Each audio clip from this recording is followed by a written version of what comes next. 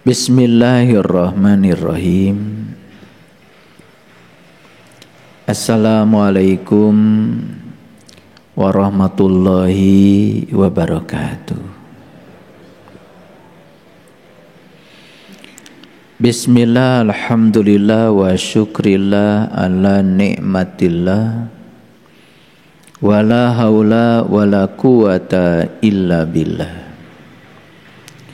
Asyhadu an la ilaha illallah wahdahu la syarikalah, wa asyhadu anna Muhammadan abduhu wa rasuluh sallallahu alaihi wasallam la nabiyya ba'da.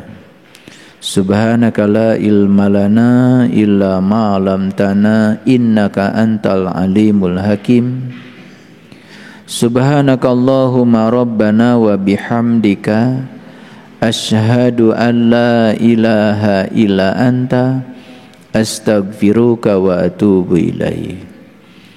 Astaghfirullahaladzim, astaghfirullahaladzim, astaghfirullahaladzim allazi la ilaha illa huwal hayyul qayyum wa atubu ilaih min jami'il ma'asi wa dzunub la haula wa la quwata illa billahil aliyyil azim. Sekarang Quran sudah digital.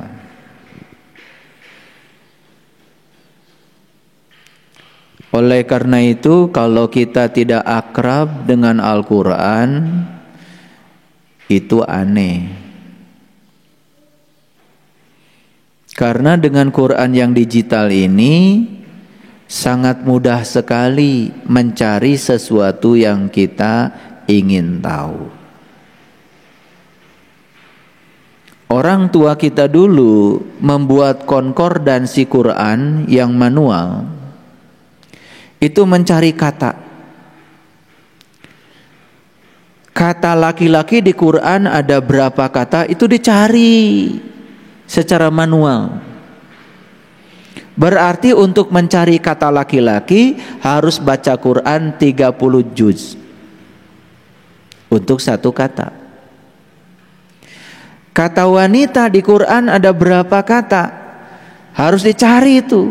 Berarti harus baca 30 juz. Bayangkan betapa sulitnya para leluhur kita dulu. Sekarang kita mencari satu kata di Quran, karena Qurannya sudah digital, hanya tinggal mengetik saja kata yang kita cari, maka keluarlah kata itu ada di surat apa, ayat berapa, alamatnya jelas.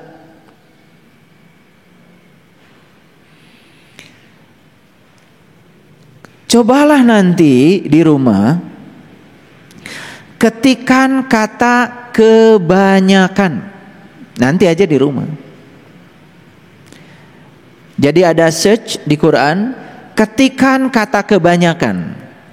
Nanti akan keluarlah ayat dan surat yang menceritakan kata kebanyakan. Akan kaget itu.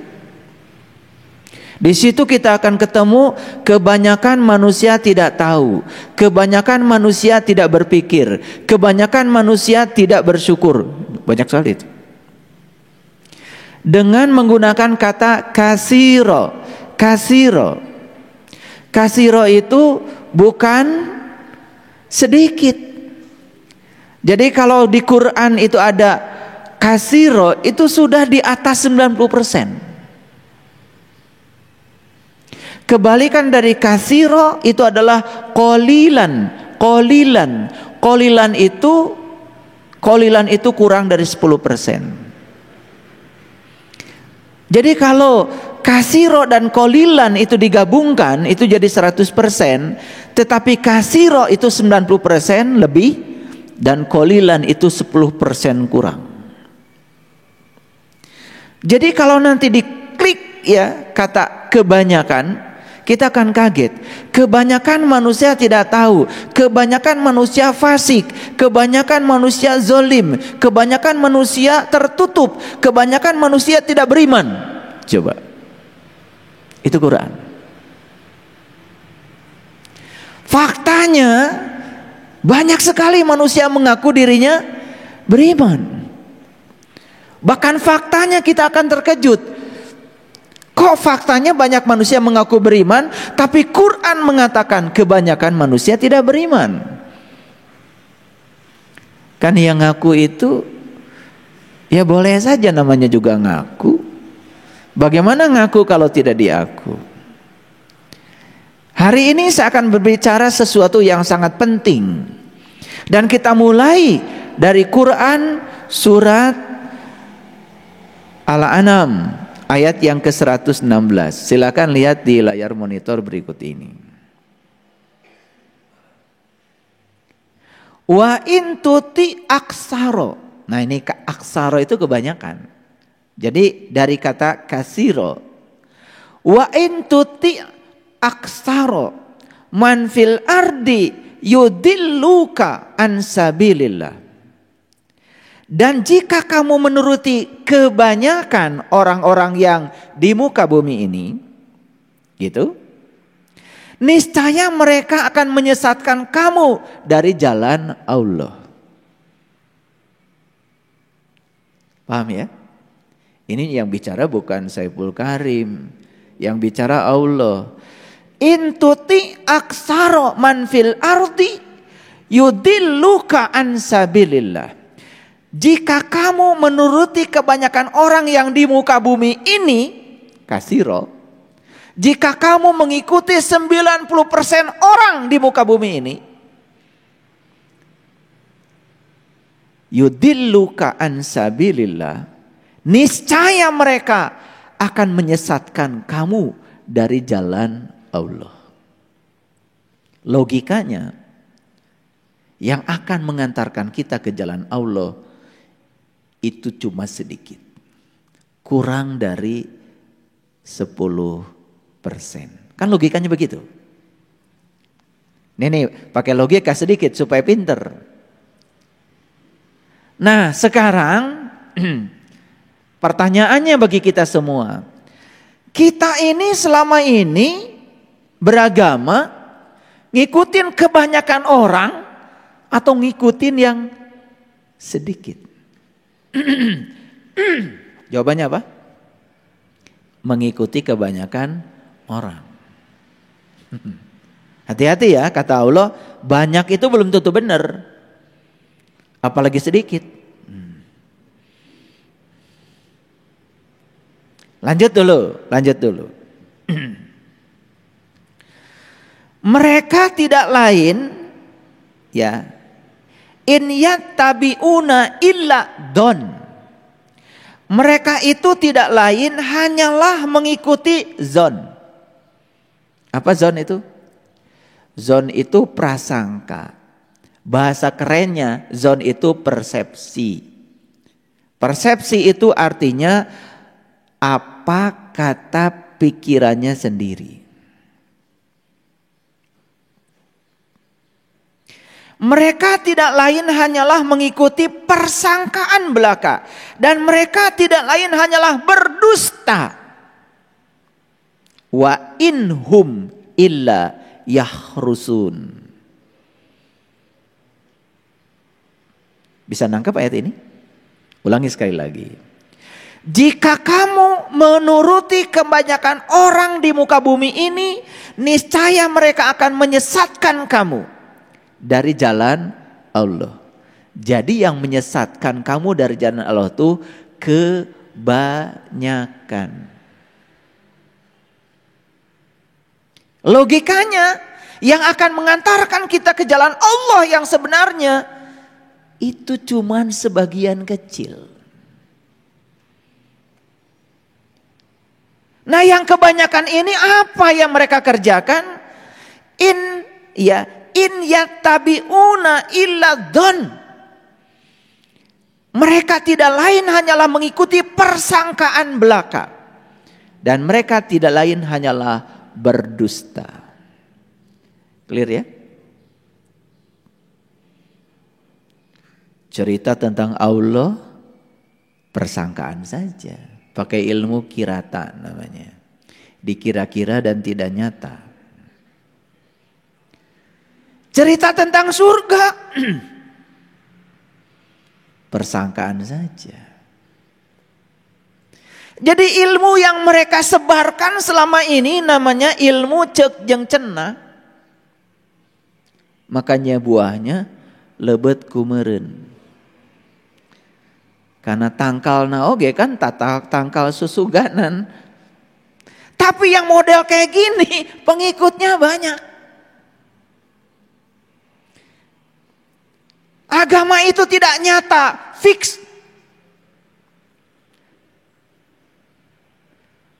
Dan yang mengajarkan agama yang tidak nyata justru pengikutnya banyak, aksar.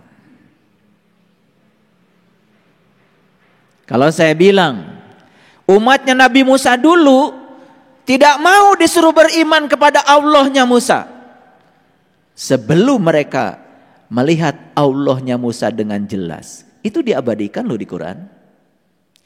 Dan ingatlah ketika kamu berkata, wahai Musa, aku tak akan beriman kepada Allahmu Musa sebelum aku melihat Allah dengan jelas. Itu permintaan masuk akal? Karena mereka ingin iman itu sampai pada tingkatan nyata. Pada tingkatan isbatul yakin. Karena iman itu ada 4 tahapan. Ada ilmu yakin, ada ainul yakin, ada hakul yakin. Yang terakhir adalah isbatul yakin. Iman yang isbatul yakin itu percaya kepada Allah. Karena dia sudah mengalami Allah. Sudah merasakan kehadiran Allah, bukan katanya. Paham sampai di sini? Ini pelan-pelan ya ngajinya. Cerita Allah, persangkaan. Cerita surga, persangkaan. Cerita neraka, persangkaan. Cerita akhirat, persangkaan. Cerita malaikat, persangkaan. Semuanya adalah persangkaan. Kebohongan yang diulang terus-menerus, lama-kelamaan juga dianggap kebenaran. Itu hukum alam. Jangan-jangan yang disebut kebenaran oleh kita sebetulnya kebohongan yang diulang-ulang. Saking rajinnya mengulang-ulang kebohongan, lama-kelamaan dianggap kebenaran. Clear sampai di sini? Oke, sekarang saya kasih dasar berikutnya lagi. Pelan-pelan ya ngajinya. Jadi kebanyakan manusia mengikuti sesuatu hanya dengan persepsi, zon. Oke, kita lihat sekarang saya tunjukkan fakta yang kedua. Saya akan tunjukkan dulu ayat-ayatnya, ini dasarnya. Yunus, kita tunjukkan ayat yang ke-36. Kita lihat lagi ayat ini. Bisa kelihatan dari belakang? Wa may yatabi'u aksarohum illa dzon. Dan kebanyakan mereka tidak mengikuti sesuatu kecuali dengan zon. Muncul lagi. Dengan persangkaan. Susuganan, cek jeung cenah, beja. Kan kebanyakan begitu. Beja dibejakeun deui. Lucu ya, kadang-kadang ceramah agama ya, yang ceramahnya itu belum mengalami yang dia ceramahkan. Dia cuman menyampaikan beja dibejakeun deui, cenah dicenahkeun deui. Tapi lucu lagi, kok banyak yang percaya.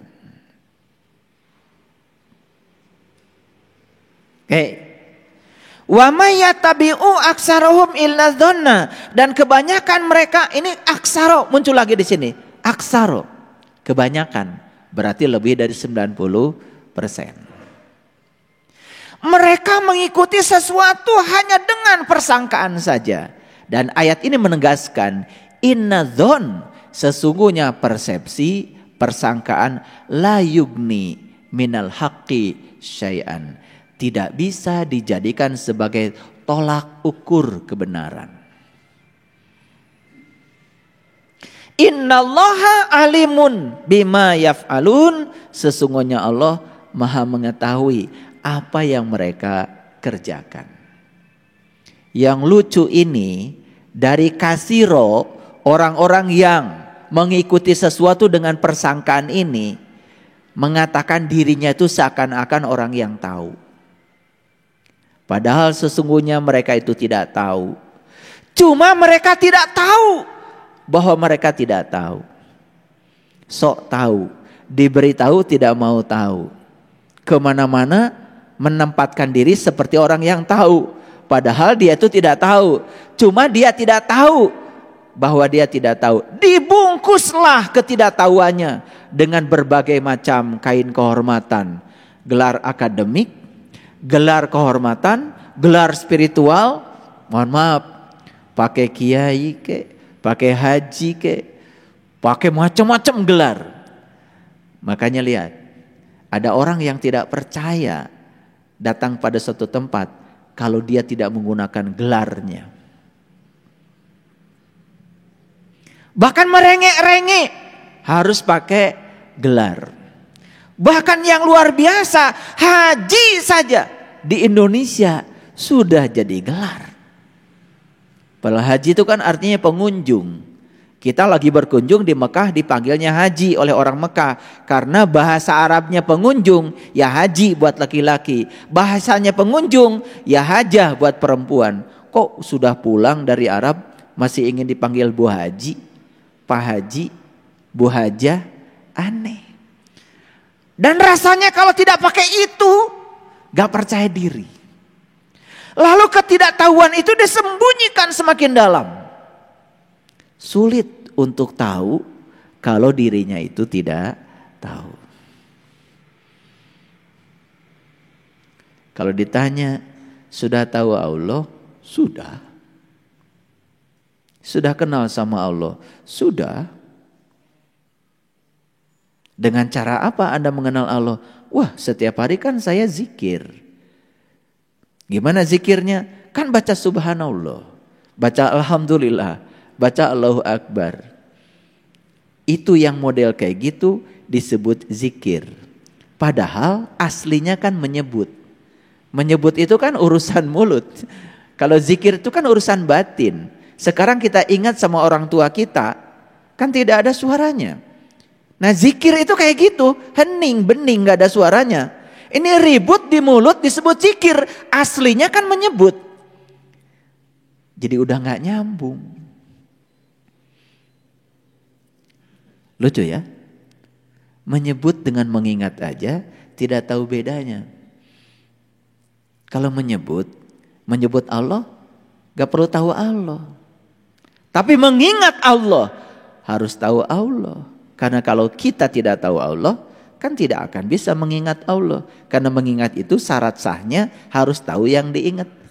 Kan gak mungkin kita tahu duren, mengingat duren sekarang kalau belum pernah lihat. Betul apa tidak? Jadi aneh klaimnya mengingat, faktanya menyebut. Nih, udah saya jelaskan dikit-dikit aja supaya ngajinya bisa jujur. Nah yang model kayak gitu, sedikit atau kebanyakan? Sedikit apa kebanyakan? Kebanyakan. Jadi ayat ini luar biasa kalau bagi saya, teguran bagi saya. Wa may yatabi'u aksarohum illa dzan, inna dzan la yughni minal haqqi syai'a. Kebanyakan manusia mengikuti sesuatu hanya dengan persangkaan saja. Jadi beruntung sekali kalian-kalian ini mau memperjalankan diri menjadi orang asing. Beruntung sekali kalian ini mau memperjalankan diri dari kerumunan. Karena kerumunan itu kan domba. Menyendiri itu kan pekerjaannya singa. Singa itu gagah. Singa sendiri aja. Ada buruan dia lari nggak terkejar, santai aja. Gelutak-gelutik lah singa. Makanya kenapa ya Eyang Prabu Siliwangi mengambil simbolisasi untuk spiritualnya itu adalah harimau, Siliwangi. Keren banget. Karena harimau itu coba lihat. Kebanyakan harimau jarang berkerumun, sendiri aja gagah. Begitu ada buruan, lari kenceng. Gak dapat yang diburu, yaudah senyum-senyum aja, ketawa-ketawa sambil gogoleran. Betul gak? Santai aja. Kayak kalian. Dapat buruan, melekat. Gak dapat yang diburu, kecewa. Pernah gak lihat harimau kecewa? Gak pernah. Santai aja. Banyak yang tidak mengerti. Silih asa, silih asih, silih asuh. Ujungnya kan silih wangi. Kenapa lambangnya harimau? Betul gak? Iya. Udah harimau, kemudian lambang keduanya kan kujang. Betul gak? Dan sebetulnya orang Sunda bilangnya bukan harimau, maung. Tahu maung? Kalian salah nyebutnya maung. Maung. Maung itu manusia unggul.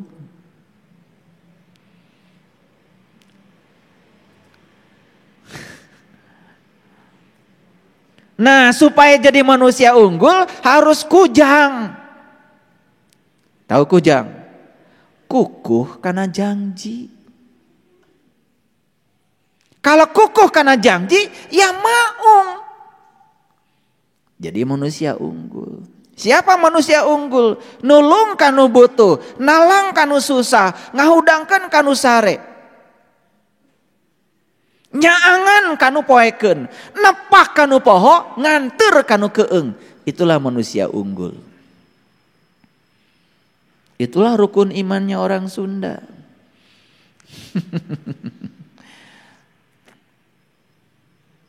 Gak ngerti. Jadi imannya orang Sunda itu sudah aplikasi. Bukan ritual. Nulung kanu butuh, tuh, aplikasi. Nalang kanu susah, aplikasi, praktek. Nyaangan kanu poeken, berarti manehna geus caang.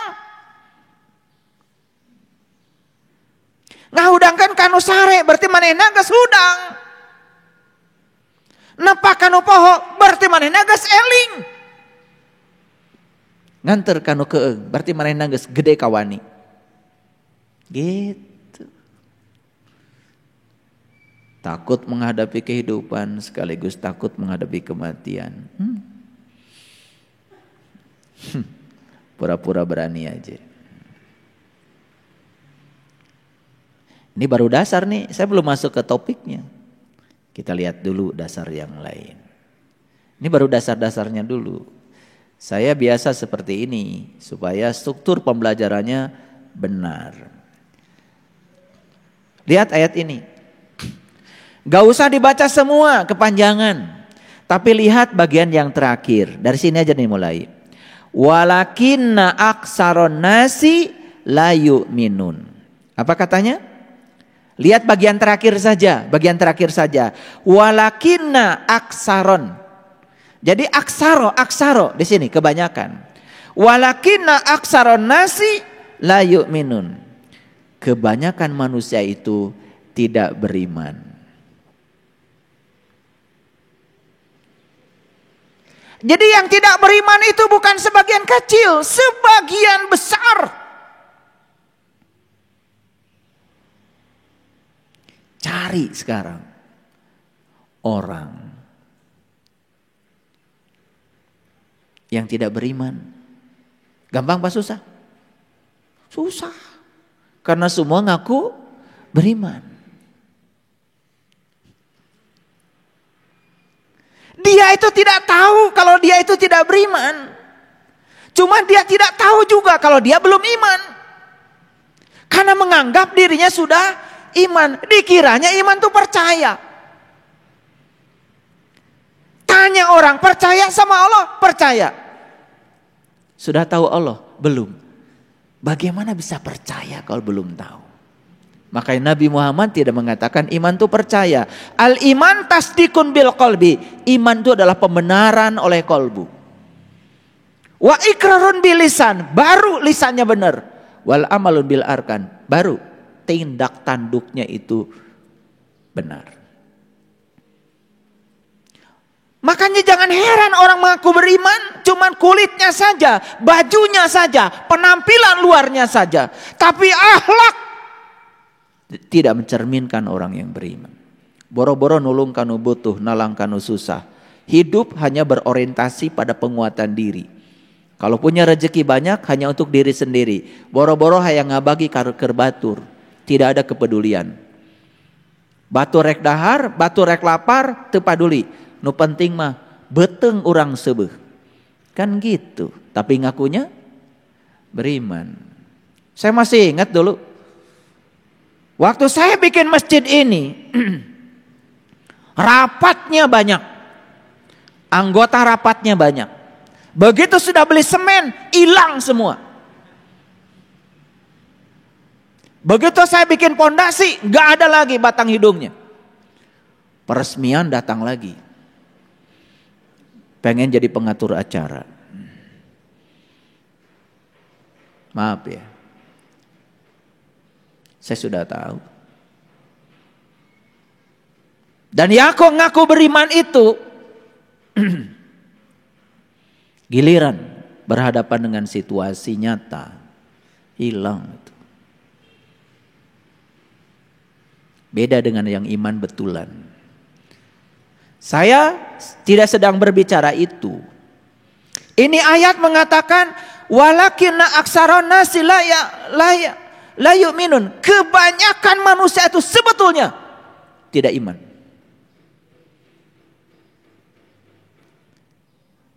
Ini baru dasar. Lanjut lagi. Saya tunjukkan lagi ayat selanjutnya. Ini kalau saya klik semua, tentu saja tidak cukup waktu. Tapi izinkan saya memberikan dasar-dasar yang kuat. Supaya nanti kalau saya ngasih sesuatu yang luar biasa, itu tidak kaget. Baik, kita lihat dulu. Gak usah dibaca semua ayat ini, kepanjangan. Baca bagian terakhirnya saja. Apa katanya? Walakinna aksaron nasi la ya'lamun. Kebanyakan manusia teu nyaho. Jadi nanti kalau diklik itu kata kebanyakan, keluarlah puluhan ayat yang isinya kebanyakan manusia fasik, kebanyakan manusia ingkar, kebanyakan manusia tidak beriman, kebanyakan manusia tidak bersyukur. Sangat mengagetkan. Dan ayat ini mengatakan walakinna aksaron nasi la ya'lamun, kebanyakan manusia tidak tahu. Tetapi banyaknya manusia pura-pura tahu. Kalau sudah ngomong perkara agama, kayaknya dia sendiri deh yang paling keren. Dan semua yang beda dengan dia salah, kafir, sesat. Itu lucu, kadang-kadang jadi polisi agama. Habis sholat, membicarakan yang tidak sholat. Bukan mempertanyakan sholat dia. Saya habis sholat harusnya tanya, sholat saya mengantarkan saya kemana? Apakah saya menjadi tambah sabar, tambah bijaksana? Bukan itu yang ditanya, terus saja matanya keluar. Melihat orang lain yang tidak sholat. Jadi aneh, agama itu jadi keluar saja mata kita, bukan ke dalam. Habis haji, bukan ngurusi yang belum haji. Tanya haji Anda. Apa tujuan haji? Jelas di Quran dikatakan, fa iza afadzu min arafah fazkurullah. Tujuan haji itu adalah mengingat kepada Allah. Jadi tujuan haji adalah jumpa dengan Allah supaya bisa ingat kepada Allah. Tanya, apakah haji saya membuat saya jumpa dengan jati diri saya sendiri? Apakah setelah haji jadi ingat kepada Allah? Sibuk aja dengan oleh-oleh. Sibuk foto-foto ria. Dan saya perhatikan dulu sebelum ada Android ini. Orang kalau lagi tawaf, tawaf aja. Dan sekarang kalau lagi tawaf apa? Terus satu orang di depan, video. Langsung dikirim ke kampung, oh lagi tawaf. Kalau ditanya tawaf itu apa, kenapa 7 putaran, bingung. Boro-boro yang jamaahnya. Saya berkali-kali bertanya, pembimbingnya aja ditanya sama saya, kenapa tawaf 7 putaran? Gak ada yang bisa jawab. Kenapa tawaf mulainya dari Hajar Aswad? Kenapa lewat Multajam? Kenapa lewat pintu Ka'bah? Kenapa lewat Makom Ibrahim? Kenapa lewat Hijir Ismail? Kenapa lewat Rukun Yaman? Kenapa harus Istiqlam di Rukun Yaman? Gak ada yang bisa jawab. Apalagi kalau ditanya, kenapa kalau tawaf laki-laki pakai ihram, perempuan tidak pakai ihram? Gak ada yang bisa jawab. Hilang esensinya. Yang penting ada fotonya. Yang penting ada videonya. Begitu masuk ke Ka'bah di Masjidil Haram, pertama yang diingat adalah mengambil foto. Saya sedang di sana, kirim ke seluruh santero jagat raya. Jika perlu pasang di IG, pasang di Facebook. Kata orang, luar biasa. Ibu ini lagi haji ya, lagi umroh. Bukan mikirin haji saya akan membangun kesadaran apa pada diri saya. Maaf ya, ini saya ngomong kenceng dikit lah. Biar keluar nih unek-unek saya. Satu ayat lagi. Ini baru dasar nih, belum saya masuk ke topik, belum. Baru saya bicara tentang kebanyakan. Oke, kita lihat ayat yang ke-8. Gak usah baca ayat ini kepanjangan, baca bagian terakhirnya saja. Silakan dibaca. Walakinna aksaron nasi la yashkurun. Kebanyakan manusia tidak bersyukur. Nah, nanti akan ketemu lagi tuh. Kebanyakan manusia tidak beriman, kebanyakan manusia tidak tahu, kebanyakan manusia tidak bersyukur. Pertanyaan selanjutnya, kita ini masuk yang mana? Kebanyakan atau kelompok yang sedikit? Gak usah dijawab. Tanya aja pada diri kita, termasuk kebanyakan atau termasuk yang sedikit? Gimana ngukurnya? Gampang. Coba, kebanyakan orang kalau dimarahi, marah kan? Kalian begitu enggak? Berarti kebanyakan. Tapi kalau dimarahi kemudian diam aja, sabar aja. Langsung lihat, ya Allah terima kasih. Engkau telah hadirkan seorang guru kepada saya. Guru kesabaran bagi saya. Saya tidak akan mau terlibat dalam kemarahan. Berikan kekuatan ya Allah supaya tetap sabar. Karena lewat dia saya diajarkan kesabaran. Lewat orang yang tidak sabar. Gitu enggak? Nah kalau sudah gitu kalian masuk kelompok yang sedikit. Ini harus dibuktikan dong. Jangan cuma ngomong aja. Coba kebanyakan orang kalau punya duit gimana? Buat diri sendiri atau buat orang banyak? Buat diri sendiri, kebanyakan. Kita gitu apa tidak? Kalau masih gitu, kebanyakan. Karena orang yang sudah sadar, justru ketika memberi, dia akan semakin banyak. Orang yang sadar. Kebanyakan orang kalau memberi, merasa ada yang kurang dalam dirinya. Betul nggak? Coba, kalian kalau memberi, merasa ada yang hilang dari diri kita? Atau malah merasa lebih bahagia melihat kebahagiaan orang? Nah kalau begitu termasuk kelompok yang sedikit. Udah mulai keren itu. Saya tanya lagi, kebanyakan orang kalau sholat mikirin apa? Jalan-jalan kan kemana-mana, gitu nggak? Kebanyakan. Kalau kalian sholatnya ingat kepada Allah karena sudah tahu dan kenal kepada Allah, masuk golongan yang sedikit. Karena di Quran dikatakan ciri orang yang beriman itu sholatnya khusyuk. Yang gak khusyuk sholatnya berarti gak iman. Cocok dengan ayat ini. Yang gak iman itu kebanyakan. Clear sampai sini? Clear? Oke. Nah tinggal tanya, kita masuk kelompok kebanyakan atau masuk kelompok yang sedikit? Nah pertanyaan selanjutnya, kalau hari ini kita masih masuk kelompok kebanyakan orang, kalau kita ingin masuk ke kelompok yang sedikit, apa yang harus dilakukan? Gitu ngajinya. Gampang kan? Apa yang harus dilakukan? Hijrah. Belajar mengasingkan diri dari kebanyakan orang. Menjadi seorang pencari kebenaran, menjadi seorang sanyasin,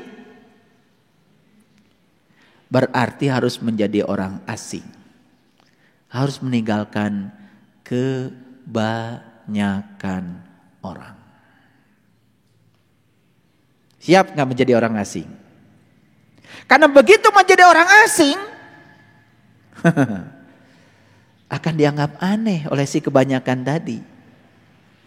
Dianggap sesat kek. Sama, saya juga tidak gampang. Begitu berbeda sedikit, kan kebanyakan ini, si kebanyakan ini kan tidak bisa menerima perbedaan. Begitu beda dengan dirinya, dianggap salah. Oleh siapa? Oleh si kebanyakan. Dan kita kadang-kadang langsung mengkerut ketika dibilang salah oleh si kebanyakan. Padahal Quran mengatakan yang salah bisa jadi yang kebanyakan. Gak apa-apa dibilang sesat sama orang sesat.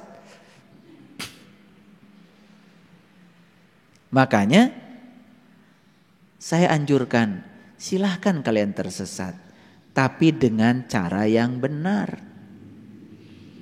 Karena hanya orang yang berani tersesat yang tidak akan pernah tersesat. Orang yang takut tersesat selamanya akan tersesat. Gampang kok. Mau cari rumah saya, berani aja keluar dari rumah. Ntar juga kalau tersesat kan nanya. Kalau nanya orang gak bisa, tanya Google. Gampang kok. Betul, sudah ada Google Map. Dan orang yang takut tersesat, diam aja di kamar. Gak punya pengalaman apa-apa. Tidak ada hal baru. Dia hanya mengulang-ulang sesuatu yang lama. Mengulang cara berpikir yang lama. Mengurang ajaran lama yang jelas-jelas itu tidak menghasilkan kesadaran baru. Makanya banyak orang yang mengulang-ulang. Sholat terus diulang-ulang. Terjebak oleh rutinitas. Tidak menghasilkan kepuasan dan kesadaran. Akibatnya apa? Cuman menggugurkan kewajiban. Tetapi itulah kebanyakan orang. Ketika saya mengajarkan sholat khusyuk, banyak yang tidak percaya. Masa iya katanya kita bisa sholat khusyuk? Banyak yang tidak percaya. Begitu sudah saya buktikan baru nangis. Kemarin saya ngasih pelajaran sholat khusyuk. Enggak banyak, ya cuma 8 orang. Baru 1 rakaat aja semua udah gak tahan. Nangis semuanya. Saya cuma kasih resep yang dosis rendah dulu. 1 rakaat.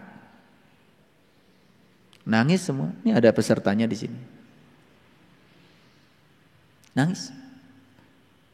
Apalagi kalau saya kasih 4 rakaat. Dikasih 1 rakaat sama saya. Itu baru pelatihan namanya juga. Nangis. Di mana wajah batin kita diletakkan, di mana nafas kita diletakkan, di mana ingatan kita diletakkan, di mana kesadaran kita diletakkan. Begitu semuanya sudah serasi. Nangis. Sampai tadi pagi saya masih dapat WA dari sahabat kita yang ikut pelatihan kemarin. Luar biasa katanya. Saya rindu untuk sholat. Tuh, mulai ada kerinduan kan? Iya. Tetapi ya memang harus jadi siapa? Harus jadi siapa? Harus jadi orang asing. Ulangi ya. Menjadi pencari kebenaran berarti menjadi orang asing. Menjadi orang asing berarti keluar dari kerumunan. Siap gak? Ya kalau nggak siap, jangan main-main. Karena memasuki kelompok yang sedikit itu harus meninggalkan kelompok yang banyak. Berarti menjadi domba, menjadi singa.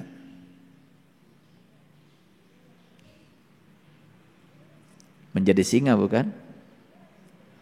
Berarti bukan lagi segerombolan domba. Berarti memulai masuk dalam kesendirian. Dan jangan dikira loh, kesendirian itu membuat kita kesepian, tidak. Justru saya menemukan hiburan yang luar biasa dalam kesendirian. Orang yang sudah tidak merasa sendiri dalam kesendirian, apalagi ketika dia bersama orang banyak. Lucunya manusia sekarang, di tempat ramai bersama orang aja kesepian, komo mensorangan. Paham? Kenapa? Ini kenapa? Karena belum tahu sejati diri. Sepanjang belum tahu sejati diri, kita tidak akan pernah merasakan kenikmatan dalam kesendirian. Padahal aslinya kita kan sendiri. Kita datang ke sini sendiri dan kita akan mati juga sendiri. Tapi kita menjadi ewuh pakewuh karena dalam perjalanan hidup kita membangun kemelekatan pada orang lain. Lalu menjadi tidak siap ketika kita berpisah dengan banyak orang. Padahal aslinya kita ini adalah sendiri. Makanya belajar untuk mengasingkan diri jadi orang asing. Belajar dalam kesendirian. Tapi bukan berarti kalau kita sudah merasakan kenikmatan dalam kesendirian, kita menjadi orang yang egois. Tidak. Percaya sama saya. Begitu kita sudah menemukan kenikmatan dalam kesendirian, maka kita akan menjadi penuh welas asih, penuh cinta. Bahkan itu yang dilakukan oleh para nabi, para rasul. Menyendiri dulu untuk membagikan cinta kasih pada orang banyak. Nabi Muhammad pun sendiri dulu 15 tahun di Gua Hiro. Menemukan dulu kenikmatan dalam kesendirian.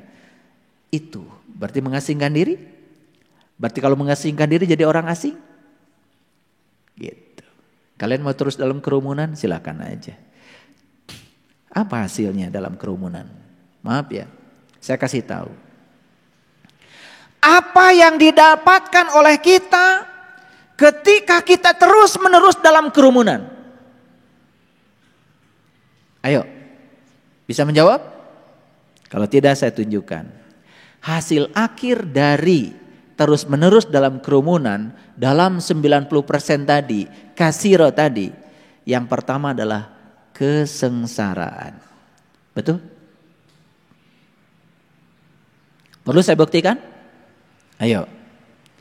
Kita membangun kemelekatan dengan orang dalam kerumunan. Sederhana aja, kemelekatan dengan anak, kemelekatan dengan pasangan, kemelekatan dengan uang. Terus membangun berbagai macam kemelekatan. Ketika kita sudah melekat, apa yang terjadi? Takut kehilangan yang kita sudah melekat padanya. Rasa takut yang menyiksa kita karena takut kehilangan yang kita melekat padanya menimbulkan kesengsaraan apa tidak? Betul? Jadi ada kata-kata bijak tadi itu yang disampaikan sahabat kita di WA Group. Yang membuat kita menderita bukanlah kenyataan. Tapi yang membuat kita menderita adalah penolakan kita terhadap kenyataan yang ada. Kenyataan itu tidak bisa membuat kita menderita. Tapi sikap kita terhadap kenyataan itu yang membuat kita menderita. Sakit itu alamiah. Rasa sakit yang kita rasakan juga alamiah. Tapi penderitaan karena rasa sakit itu pilihan. Maaf ya. Saya juga pernah sakit. Sampai saya harus kehilangan satu ginjal saya. Dan sekarang hidup saya dengan 1 ginjal. Ratusan pembuluh darah di sini disobek untuk mengambil bagian ginjal kanan saya yang sudah tidak berfungsi. Kenapa saya mengalami itu? Ya, itulah resiko yang harus saya ambil. Karena saya saat itu masih hidup dalam ketidaksadaran. Akibatnya harus kehilangan 1 ginjal untuk mencapai sebuah kesadaran baru. Kata dokter, setelah diambil ginjal, Bapak harus istirahat 3 bulan. Batin saya mengatakan, ini tidak disampaikan ke dokter saya untuk menghormati beliau. Itu kekhawatiran.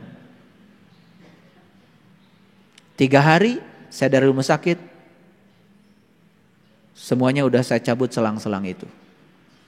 Dan saya pulang ke rumah. Dokter mengatakan perlu ada asisten di rumah untuk ganti perban, karena dari sini memanjang ke sini operasinya. Tidak, saya bilang, saya bisa sendiri. Dan 2 minggu setelah itu saya sudah mulai aktivitas saya. Saya pergi ke Samarinda. Belum ada tol dari Balikpapan ke Samarinda. Dari Balikpapan ke Samarinda itu 6 jam perjalanan. Dan saya tidak merasakan sakit sampai sekarang. Jadi sakit itu adalah alamiah. Tetapi penderitaan karena sakit itu pilihan. Kita mau menderita karena sakit atau tidak, itu pilihan kita. Dan saya tidak mau itu. Saya setting pikiran saya. Bahkan sampai sekarang, kalau saya habis meditasi, saya suka usap bagian belakang ginjal saya. Dan saya mengatakan, terima kasih kedua ginjalku.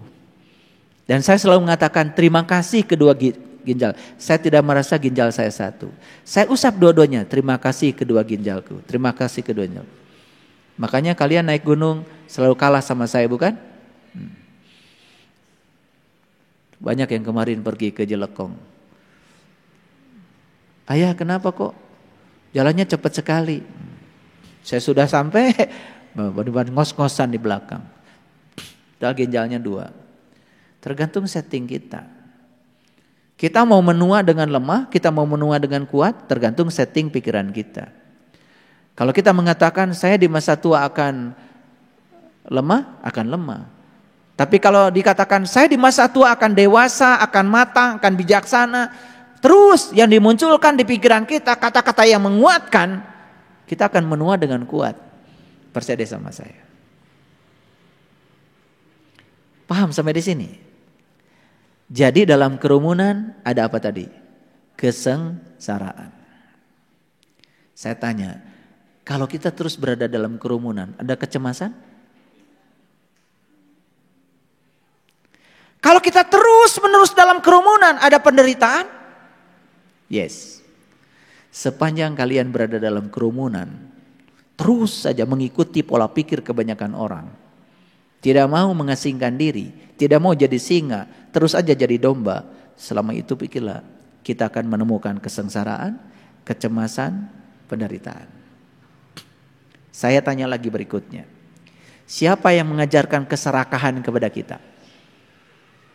Kerumunan, bukan?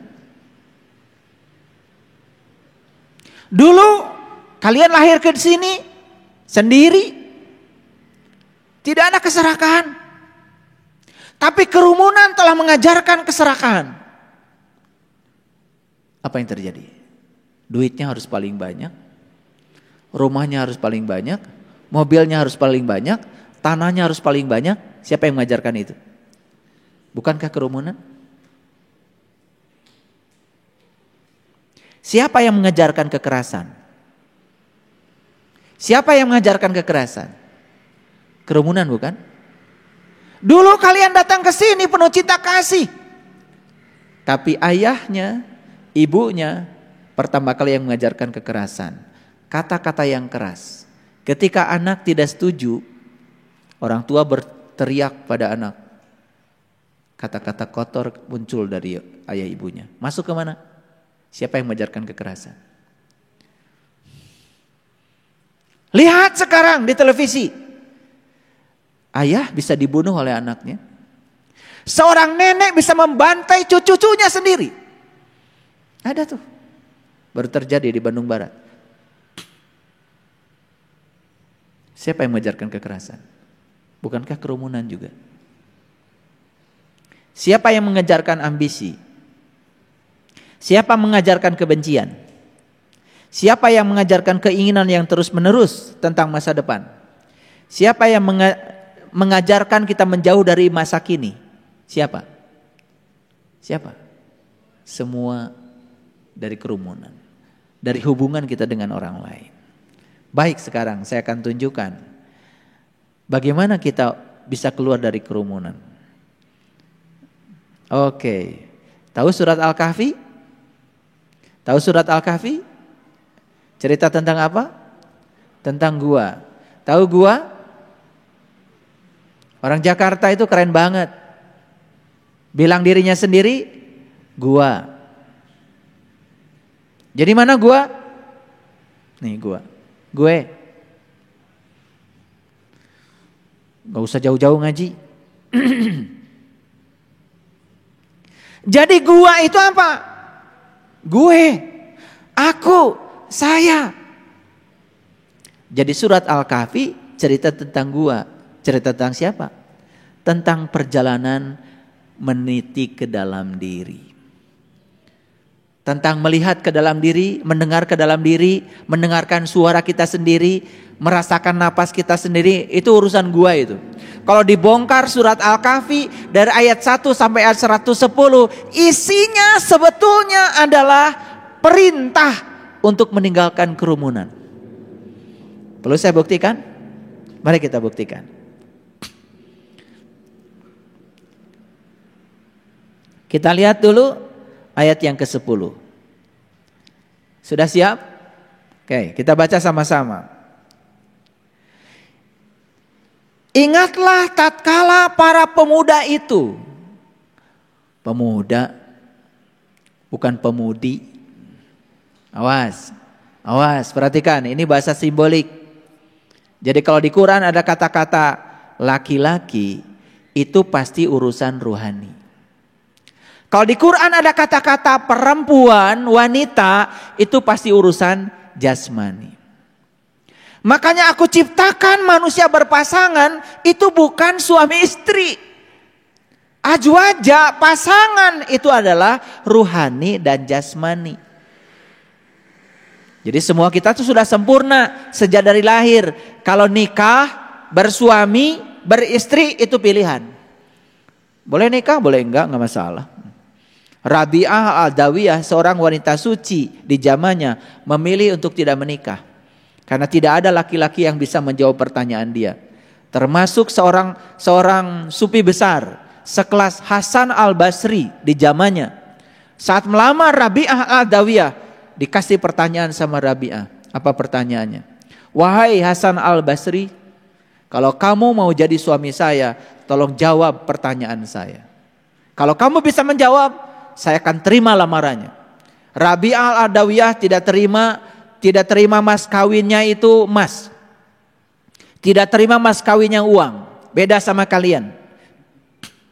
Minta mas kawinnya adalah jawaban atas pertanyaannya. Itu mas kawinnya.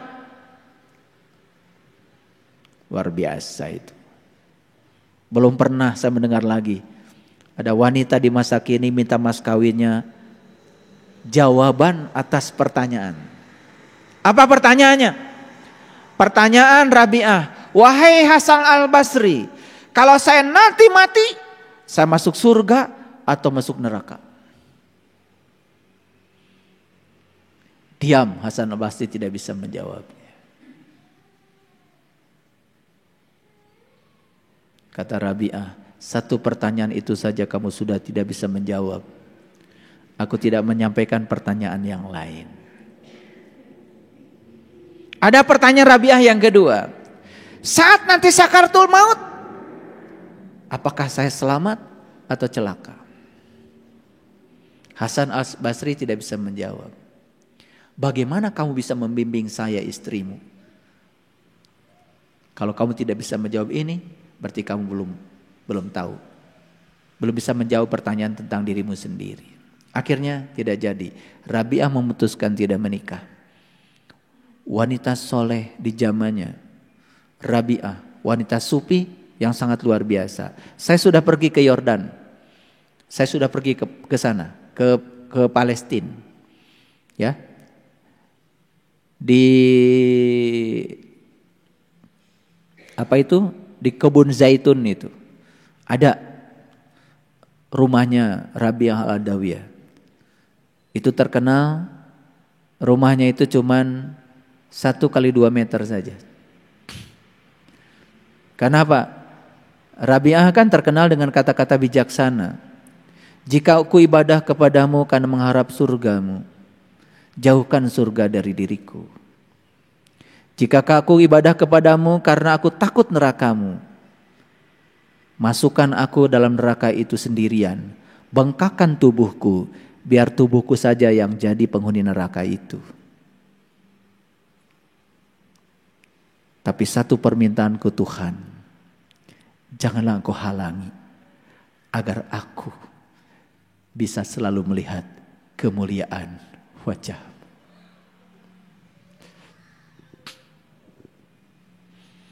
Hanya satu permintaan beliau. Jangan pernah kau halangi agar aku bisa melihat selalu kemuliaan wajah. Makanya rumahnya cuman 1x2 meter. Ngerti maksud saya? Ngerti maksud saya? Iya. Kita hanya perlu rumah 1x2 meter. Dan mati nanti cuman 1x2 meter. Tipe 21. Di Sukabumi, di Balikpapan, RSSSS. Rumah sangat sederhana, selonjor saja susah.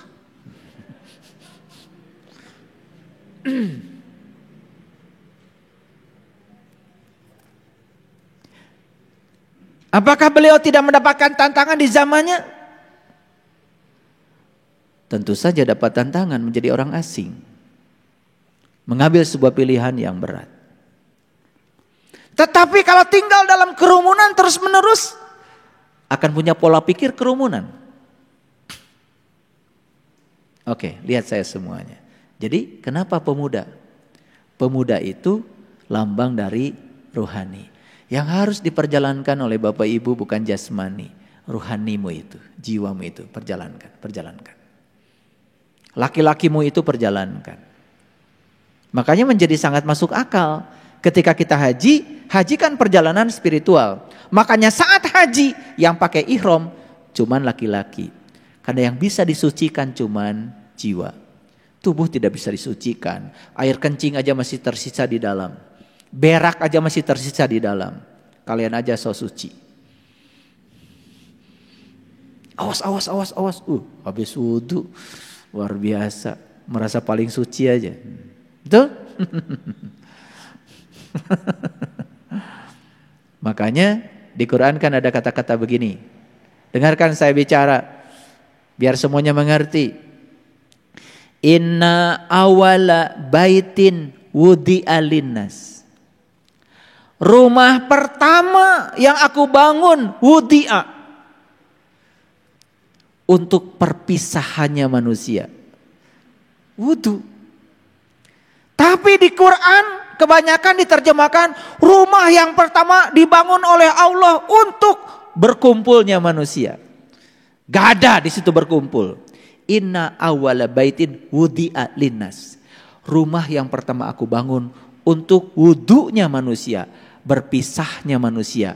Lallati bibakata mubarakah, bakah al mubarakah, tempat tersembunyi yang aku berkahi. Di mana itu? Itulah yang namanya kolbu. Itu yang namanya Baitullah. Itu yang namanya rumah Allah. Itu rumah pertama yang aku bangun untuk kamu wudu. Wudu itu artinya berpisah. Berpisahlah kamu dengan yang selain Allah. Maka saat itu kamu akan menyatu dengan Allah. Siapa yang berhasil wudu, maka dia akan berhasil sholat. Sholat artinya manunggal, menyatu dengan sang jati diri. Itu baru benar. Bagaimana dengan wudu yang syariat pakai air? Silahkan, itu juga bagus. Syariatnya juga dijalankan. Kalau tidak dicuci wajahnya juga kotor. Upilnya juga tidak bersih. Betul nggak? Tapi kalau sudah bersuci pakai air, wajah kita sudah dicuci, jangan menganggap kita sudah mencapai kesucian. Sepanjang kita masih punya kemelekatan dengan selain itu, dengan selain Allah, belum suci. Siapa yang masih melekat pada yang selain Allah, tidak akan bisa manunggal, menyatu dengan Allah. Sekarang kita lihat ayat ini pelan-pelan. Ayo baca sama-sama. Ingatlah tatkala para pemuda itu mencari tempat berlindung ke dalam gua. Siapa yang mencari tempat berlindung ke dalam gua? Pemuda. Mana guanya? Gue. Jadi berlindung ke mana? Keluar apa ke dalam? Ke dalam. Bukan cari gua. Pergi ke gua Pakar, pergi ke gua Lalai, pergi ke gua Pawon. Hati-hati di gua Pawon, seueur kalong. Begitu masuk ke gua Pawon, bau. Karena apa? Kalongnya banyak, di situ mereka berak. Gak sehat. Tapi ini gua kok sehat? Karena kita disuruh masuk ke dalamnya, betul nggak? Ulangi lagi.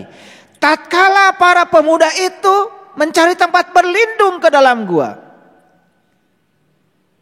Berarti kalau berlindung ke dalam gua, guanya aman nggak? Aman nggak? Kalau kalian berlindung ke sini, aman nggak?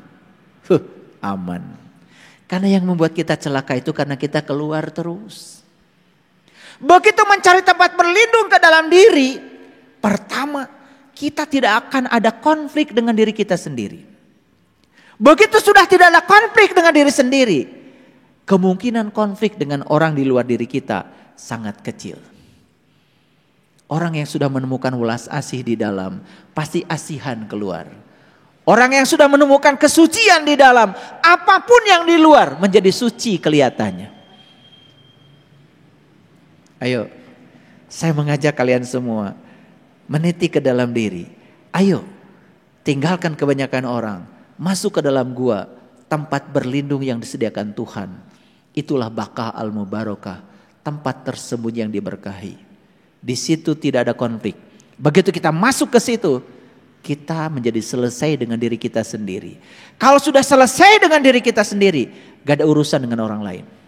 Orang lain mau baik kepada kita, orang lain tidak baik kepada kita, biarkan saja.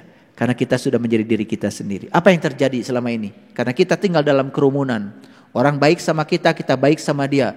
Orang lain tidak baik sama kita, kita pun tidak baik sama dia. Begitu terus hidup kita seterusnya. Karena kita tidak mencari tempat yang aman di dalam. Mari kita lihat ayat ini. Kata-katanya luar biasa. Faqalu, si pemuda tadi yang mencari tempat berlindung ke dalam dirinya, apa yang dia katakan? Rabbana atina min ladunka rahmatan wa hayyi' lana min amrina rasyada.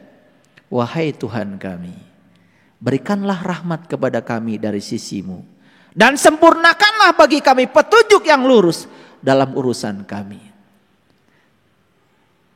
Dia bicara dengan siapa? Ayo jawab pertanyaan saya.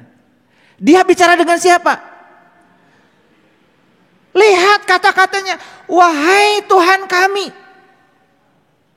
Begitu dia berlindung ke dalam gua, bicaranya wahai Tuhan kami.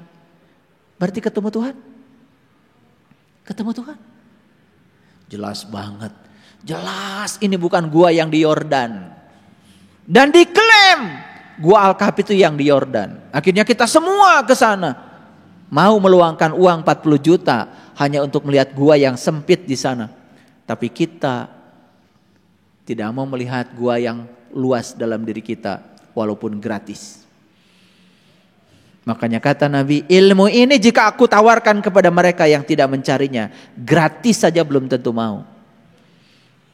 Itulah manusia kadang-kadang konyol.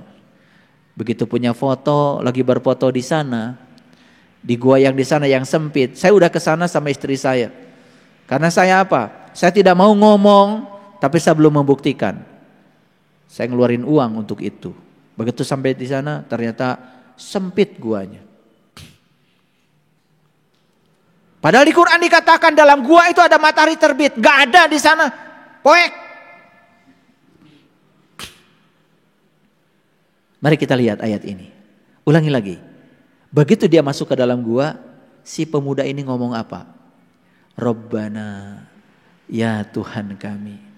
Gak mungkin ngomong gitu kalau gak jumpa dengan Tuhan. Gak mungkin ngomong begitu kalau tidak berjumpa dengan jati dirinya sendiri. Masuk akal? Makanya kritis dong kalau ngaji itu. Biar pinter dikit. Dikit aja dulu pinternya, gak usah banyak-banyak. Begitu dia masuk ke dalam gua, doanya begitu. Berarti gua itu apa? Gua itu adalah tempat pertemuan. Antara siapa? Antara Nur Insan, Nurullah, Nur Muhammad. Tempat melakukan syahadat sejati yang sebenarnya. Makanya doanya, Rabbana atina min ladunka rahmatan wa hayyi' lana min amrina rasyada. Rasyada, Rosid, Irsyad jadi mursyid. Jadi sebenarnya Rosada itu artinya adalah cerdas. Jadi si pemuda ini masuk ke dalam gua ingin jumpa dengan yang maha cerdas supaya dia jadi cerdas. Makanya siapa yang sering berkunjung ke dalam diri sejatinya, mengunjungi diri sejatinya, pintar jadinya. Pintar tanpa belajar, cerdas tanpa berlatih. Tahu-tahu Quran ngerti aja. Karena itu sudah janji Allah, inna alaina jam'ahu wa qur'anahu. Aku akan kumpulkan Al-Quran di dalam dadamu. Itu janji Allah dalam kesadaran. Clear sampai di sini. Jadi orang ini pergi kemana? Ke gua. Meninggalkan siapa? Kerumunan. Akan dianggap orang asing? Mungkin awalnya. Tetapi ketika dia sudah berkunjung ke dalam gua, bertemu dengan yang pemilik gua, dia menyerap sifat-sifat yang ada pada sang pemilik gua itu, maka dia tahaluk bi ahlakillah. Walasan, asihan, peduli, itu hasilnya. Itulah Nabi Muhammad, itulah Nabi Isa, itulah Nabi Musa, itulah Nabi Ibrahim, itulah Nabi Musa. Mereka semua masuk dulu ke dalam gua, menemukan jati dirinya. Begitu sudah keluar dari gua, bukan jadi orang asing lagi. Bahkan dia bisa memberikan kedamaian dan ketentraman sama kerumunan. Sampai di sini ngerti? Oke, lanjut dulu. Jangan dulu puas. Kemudian Allah mengatakan, maka kami tutup telinga mereka beberapa tahun dalam gua itu. Ditutup apanya? Ditutup apanya? Telinganya. Coba kalau ditutup telinga apa? Hening, bening. Suara dari luar yang membuat pikiran kita terganggu. Hening, bening. Ini Quran. Jadi jelas ya. Guanya bukan yang di luar kita.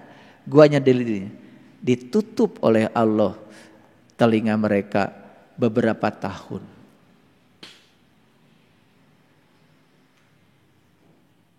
Coba, mana yang paling bagus? Nutup mulut orang atau nutup telinga sendiri? Pintar kalian itu. Kalau gitu, kalau orang ngomong gak karu-karuan tentang kita, mana yang mau ditutup? Mulut orang atau telinga kita? Bohong. Masih pencemaran nama baik. Lapor sana, lapor sini, jika perlu bayar pengacara. Itu namanya belum tutup telinga. Karena kalian ingin membungkam mulut orang. Saya tanya, itu mulut orang di mana adanya? Mulut orang di mana adanya? Di orang. Bau apa wangi? Sudah mulutnya dibawa orang, yang kedua bau. Buat apa? Jadi tutup mulut orang atau tutup kuping sendiri? Kalau tutup kuping sendiri kan gampang. Kupingnya dibawa-bawa oleh kita. Dekat lagi. Tinggal tutup aja. Sesederhana itu. Makanya begitu masuk ke dalam gua, diumpamakan di ayat ini, si pemuda itu ditutup kupingnya beberapa tahun. Berarti hening? Bening? Gitu. Aduh, kalau dibongkar nih surat Al-Kahfi ini keren banget. Kalian juga keren, tiap hari Jumat baca ini toh, supaya rezekinya banyak, katanya begitu. Alhamdulillah rezekinya makin susah ya. Habis kita ini ngikutin kerumunan. Karena kalau di kerumunan kan pelajarnya, siapa yang baca ini sekian kali setiap hari ini, dibebaskan hutangnya, begitu? Percaya. Kalau ingin bebas hutang, ya dekat-dekatlah sama orang kaya. Bukan baca itu sekian kali. Lucu-lucu aja kita ini. Kalau dikasih yang nyata-nyata nggak mau. Saya bukan berarti tidak percaya itu. Betul kata-kata itu. Tapi dibacanya bukan begitu. Dimaknai isinya, terapkan dalam hidup. Lihat saya semua. Begitu kita berkunjung ke dalam gua, ketemulah dengan Dia, Allah yang Maha Kaya. Kalau sudah bertemu dengan Allah yang Maha Kaya, merasakan kehadirannya, Dia akan bisa menggerakkan semua tangan-tangannya untuk mengayakan kita. Betul nggak? Asal kitanya usaha. Pengen tahu nggak caranya memindahkan uang dari rekening orang ke rekening kita? Mau? Kalau kalian nggak mau ya udah nggak saya kasih tahu. Nih, lihat saya semua. Ayah Asep itu rekeningnya banyak tuh duitnya. Sekarang mau saya pindahkan ke rekening saya. Gimana caranya? Pertama kenalan dulu dong sama Ayah Asep. Betul nggak? Setelah itu kemudian saya bilang sama Ayah Asep, Ayah Asep, bisa nggak saya kerja sama Ayah Asep? Boleh Pak Saiful. Saya sekarang mau kerja bagian ngambilin telur aja deh. Karena Ayah Asep punya peternakan meri kan? Itik. Saya kerja sama beliau. Bagian ngambilin telur. Jual ke pasar. Setorkan sama Ayah Asep. Sebulan itu uang dari rekeningnya Ayah Asep pindah ke rekening saya. Nyata apa tidak? Melanggar hukum apa tidak? Gitu aja, gampang kok. Terus aja habis sholat minta rezeki sama Allah. Kata Allah, rezeki mah dari Ayah Asep.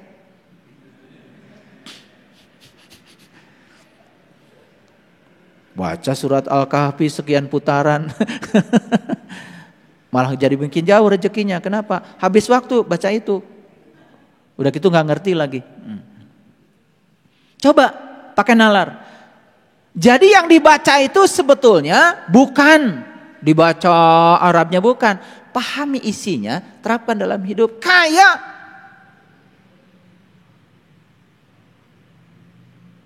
Ngeri maksud saya? Jadi hari ini saya kasih tahu cara memindahkan uang dari rekening orang. Bunda Yani itu di rekeningnya banyak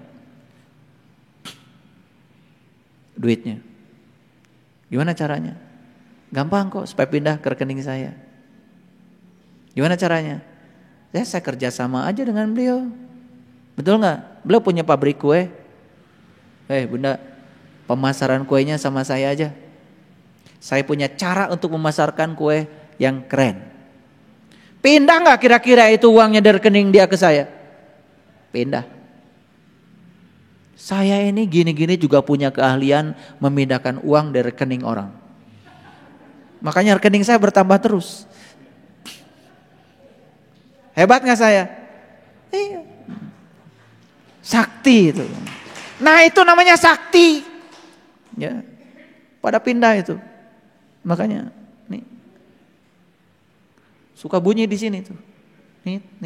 Kalau udah getar itu, wah ini udah ada notifikasi. Ada transferan 2 juta. Kan gak mungkin orang tiba-tiba transfer duit sama saya kalau gak ada hubungan. Betul gak? Iya. Begitu saya tulis, terima kasih ayah, bukunya sudah sampai. Oh beli buku, kan pindah rekeningnya dia ke saya.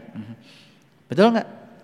Bikin karya, saya bikin buku. Buku dibeli orang, kan begitu dibeli pasti uangnya pindah ke rekening saya. Sakti kan? Gitu aja. Coba cari rezeki itu yang nyata. Ini dari tadi saya ngomong paham gak? Tutup telinganya. Artinya apa? Jangan kamu berubah dengan apa kata orang tentang dirimu. Jadi orang asing. Jadi dirimu sendiri. Itu keren. Lanjut. Nah, ini tambah kencang lagi nih ayatnya. Ayat 12. Kemudian kami bangunkan mereka. Jadi ketika si pemuda masuk ke dalam gua itu, hakikatnya dalam bahasa Quran tuh dia tidur. Makanya harus dibangunkan lagi. Nah, tidur dalam bahasa hakikat artinya adalah kita menjadi fana dengan kehidupan ini karena manunggal dengan sang pemilik semesta raya. Itu yang disebut dengan tauhid. Tauhid itu bukan ilmu mengesahkan Tuhan, ilmu memanunggal, merasakan kehadirannya. Ayo belajar tauhid mengesahkan Tuhan. Tuhan gak perlu diesahkan, udah Maha Esa kok. Kamu lagi mau mengesahkan Tuhan, emang bisa? Kita ini disuruh mengesah kok dengan Tuhan. Makanya Pancasila bukan satu Tuhan yang Maha Esa, enggak. Ketuhanan yang Maha Esa. Bukan disuruh mengesahkan Tuhan, kita disuruh merasakan kehadirannya. Tuhan dan ketuhanan beda. Tuhan itu being, tapi ketuhanan experience of being. Pakai bahasa Inggris sedikit biar tambah gak ngerti. Tuhan itu being itu apa? Keberadaan. Experience of being itu artinya merasakan keberadaannya Tuhan. Itu namanya ketuhanan. Sing ngerti atuh. Hayo maca Pancasila tiap tanggal 17. Makanya sila kedua bukan manusia yang adil dan beradab, kemanusiaan. Keren banget Bung Karno itu dan leluhur kita bikin Pancasila. Maka yang anti Pancasila itu karena gak ngerti kemanusiaan. Apa itu? Nilai kemanusiaannya manusia itu adalah nilai ketuhanan. Keilahian Tuhan itu ada pada nilai kemanusiaan. Makanya lihat, banyak manusia yang kehilangan kemanusiaannya, malah jadi kebinatangan. Karena nilai manusia terletak pada kemanusiaannya. Ar-Rahman, Ar-Rahim, Al-Malik, Al-Qudus, As-Salam, Al-Mu'min. Itu nilai-nilai kemanusiaan yang ditiupkan bersama ruhku ke dalam diri manusia. Disebutnya Asmaul Husna. Gitu. Darwe maca Asmaul Husna. Bukan dibaca Asmaul Husna itu. Wujudkan menjadi akhlak kita. Tahaluk bi akhlakillah. Itu baru benar itu. Itu berdoa yang benar pakai Asmaul Husna. Bukan dibaca terus. Ini lompatan nih, ngajinya lompat dikit. Belum banyak lompatnya baru dikit. Nah, kemudian kami bangunkan mereka agar mereka mengetahui manakah di antara kedua golongan itu yang lebih tepat dalam menghitung berapa lama tinggal dalam gua. Siapa kedua golongan itu? Satu golongan yang masuk ke dalam gua, dua golongan yang tidak masuk. Satu kelompok yang sedikit, yang satu lagi kelompok yang banyak. Saya kasih tahu Bapak Ibu. Dalam Quran surat Al-Ma'arij dikatakan, satu hari di alam cahaya sama dengan 50.000 tahun di alam dunia. Jadi orang yang meniti ke dalam diri masuk ke dalam guanya, walaupun beberapa detik saja di sana, hitungan Allah ribuan tahun. Makanya beda hitungannya. Makanya kalau memahami Quran itu harus holistik, harus komprehensif. Ayat bil ayat. Itulah pentingnya kita hafal Quran. Kalau hafal kan gampang, petanya itu jelas di sini, ya. Jelas. Lanjut lagi. Ayat 13. Ayo perhatikan ayat ini. Nahnu nakusu alaika naba'ahum bilhaq. Kami kisahkan kepadamu cerita ini dengan benar. Maaf ya, di sini tidak ada kata-kata Muhammad. Enggak ada dalam bahasa Arabnya. Nahnu nakusu alaika. Alaika ya kepada siapa saja yang mau meniti ke dalam gua. Siapa saja yang mau meniti ke dalam gua, itulah Ashabul Kahfi yang sebenarnya. Jadi Ashabul Kahfi bukan soal sejarah. Ashabul Kahfi adalah learning to be, bukan learning to know. Buat apa kita cerita Ashabul Kahfi di masa lalu?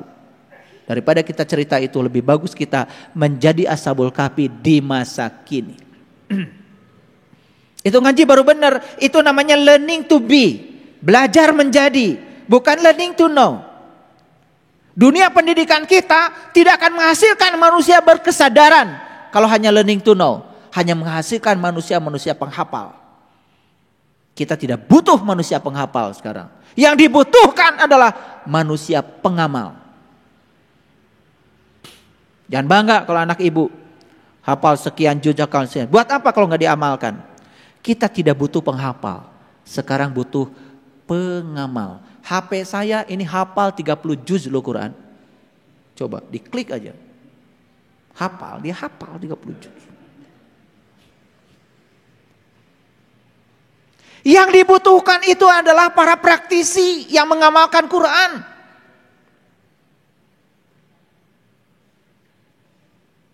Setuju dengan saya? Oke, lanjut.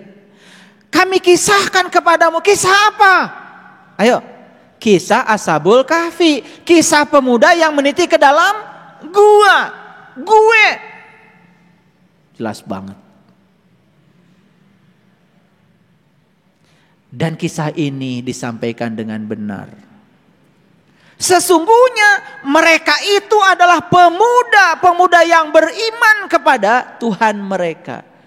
Jadi si pemuda ini meninggalkan kebanyakan orang, masuk ke dalam gua karena dia tidak mau jadi kelompok yang mengaku beriman, ingin jadi orang yang beriman. Masuk akal? Ini saya udah jelaskan secara saintifik. Pendekatan saya ini pendekatan saintifik, masuk akal dan bisa dicerna. Kalau orang berbicara Quran berputar-putar, nggak jelas, nggak ngerti. Karena ciri orang yang mengerti itu lugas, jelas, cerdas, tangkas, mudah dimengerti.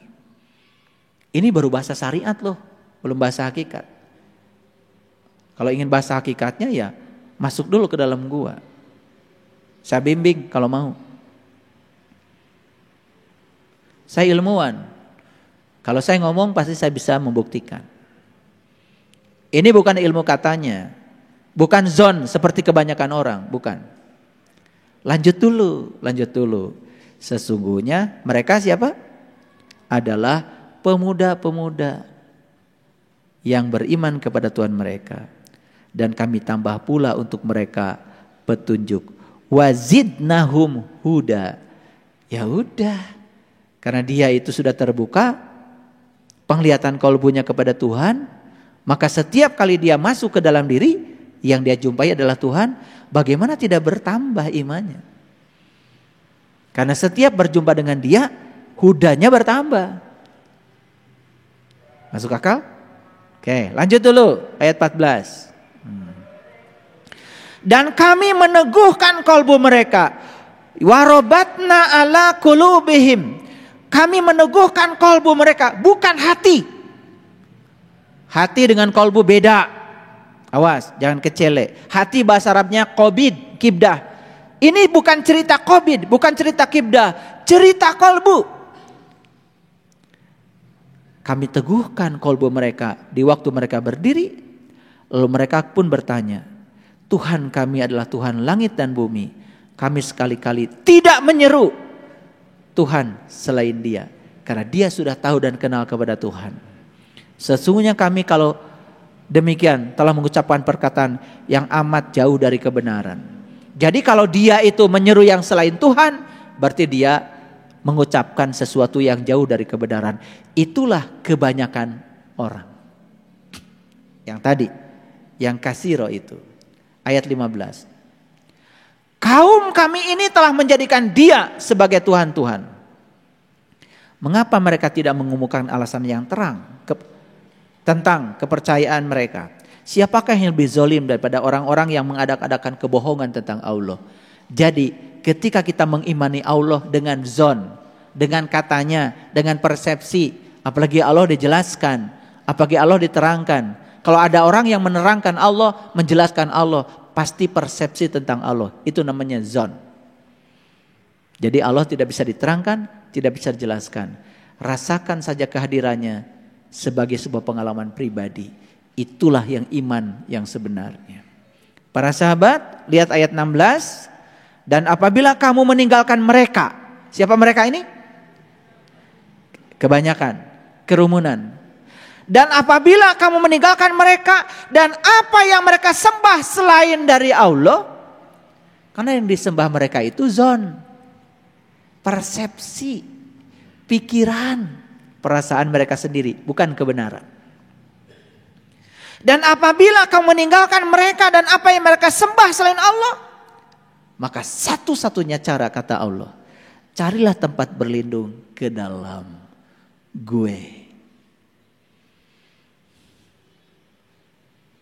Niscaya Tuhanmu akan melimpahkan sebagian rahmatnya kepadamu dan menyediakan sesuatu yang berguna bagi urusanmu. Apa yang terjadi ketika masuk ke dalam gua? Lihat ayat selanjutnya. Dan kamu akan melihat matahari ketika terbit. Saat masuk ke dalam gua, kamu akan melihat matahari terbit di dalam gua itu. Condong dari gua ke sebelah kanan. Karena matahari rohani bukan matahari jasmani. Kalau matahari jasmani keluarnya dari kiri. Jadi kalau di Quran ada kanan itu rohani. Kalau ada kiri jasmani. Matahari ada dua. Matahari dari alam rohani, dari dalam gua kita. Ada matahari dalam jasmani. Itu matahari yang di luar. Kita baru tahu matahari satu yang di luar. Padahal kata Quran, Robul Masyriqain wa Robul Maghribain. Ada dua matahari yang harus kamu ketahui. Gitu, makanya sepanjang matahari dalam guanya belum terbit, poek. Pikiran menjadi gelap, jiwa menjadi gelap. Penyakit fisik tidak bisa dihindari lagi. Ambruk. Kolesterol tinggi, gula darah tinggi, lemak, macam-macam penyakit. Iya. Itu. Nah, jadi ya, oleh karena itu harus sayang pada diri kita sendiri. Ayo kita mulai sembuhkan. Ya, baik. Dan kamu akan melihat matahari ketika terbit condong dari gua mereka ke sebelah kanan dan matahari terbenam menjauh mereka ke sebelah kiri. Jadi matahari rohani itu akan terbenam lagi kalau kesadaran jasmani kita muncul lagi. Masuk akal, ya. Sedang mereka ya berada di tempat yang luas dalam gua itu. Para sahabat, kalau para sahabat sudah bisa meniti ke dalam gua, ke dalam gue, ternyata gua yang ada di dalam jauh lebih luas tanpa batas. Itulah kalau gua yang di alam jasmani mah di dunia semuanya juga sempit. Nah, itulah sebagian dari tanda-tanda Allah. Itu baru tanda Allah loh. Jadi kesimpulannya, kalau ingin melihat tanda-tanda Allah, masuk saja ke dalam gua. Barang siapa yang diberi petunjuk oleh Allah, dia akan mendapatkan petunjuk dari seorang penunjuk jalan. Barang siapa yang tidak dikehendaki dapat petunjuk, sampai mati tidak akan bertemu dengan seorang guru. Disitulah ada kata-kata ya mayyahdillahu fahuwal muhtadi wa mayyudlil falan tajidalahu waliyan mursidan. Disinilah muncul kata-kata mursyid. Makanya guru pembimbing yang bisa mengantarkan kita meniti ke dalam gua sering disebut mursyid. Itu bahasa Quran. Sampai di sini mengerti? Oke, kalau sudah mengerti, saya lanjutkan.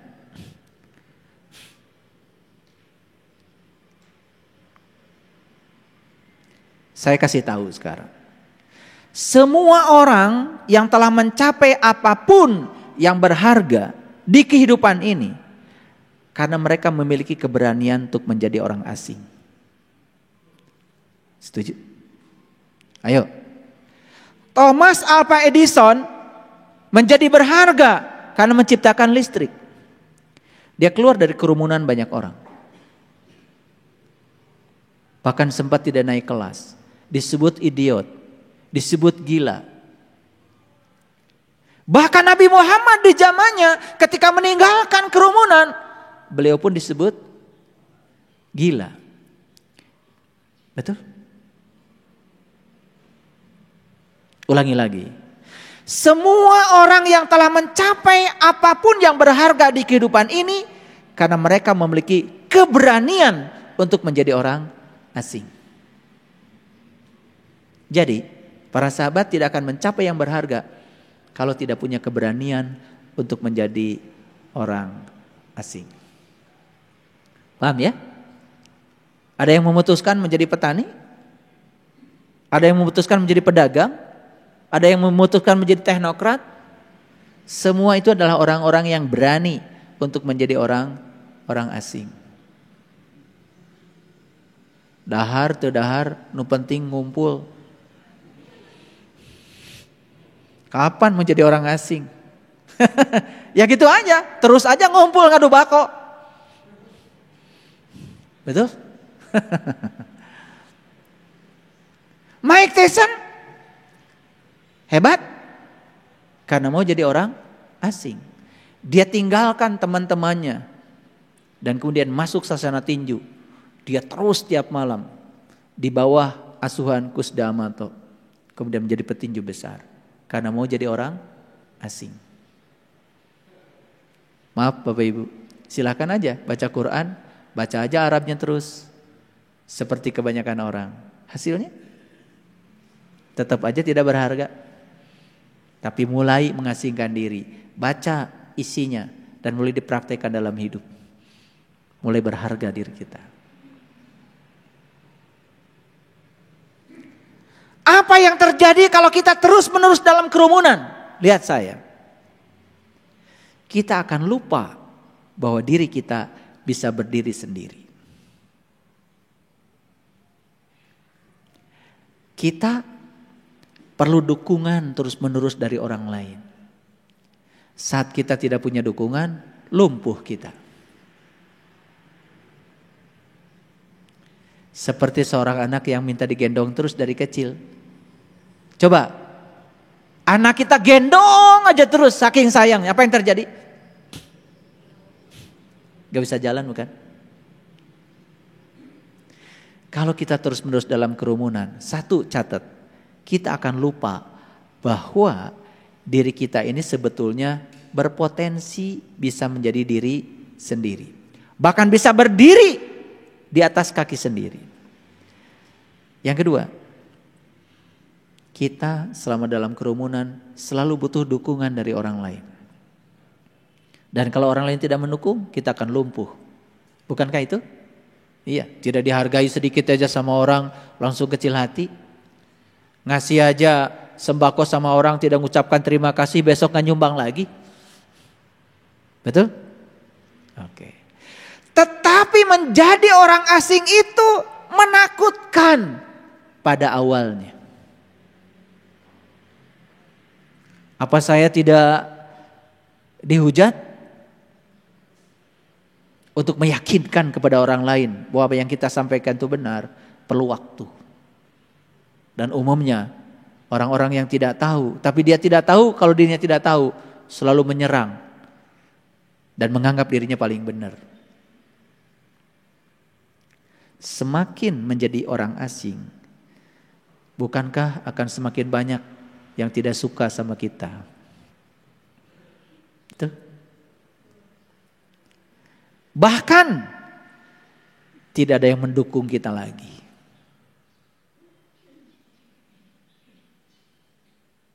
Banyak yang nawarin ceramah sama saya. Mau nggak ceramah? Tapi isinya harus begini, begini, begini. Udah nggak usah undang saya.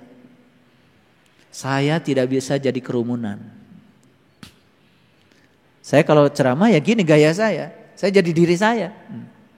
Saya jelaskan ayatnya, saya jelaskan rasionalisasinya, saya jelaskan saintifiknya. Silakan. Karena tidak ada yang bisa menolak kebenaran ini kecuali mereka yang dikelabui oleh pikirannya sendiri. Itu yang disebut dengan ego personal. Karena di dalam dirinya masih ada ego. Para sahabat, menjadi orang asing berarti satu, menjatuhkan semua yang telah diwariskan oleh masa lalu. Dan saya kasih tahu, warisan itu tidak indah. Yang merasa bangga karena dapat warisan, warisan itu gak indah. Yang indah itu hasil sendiri.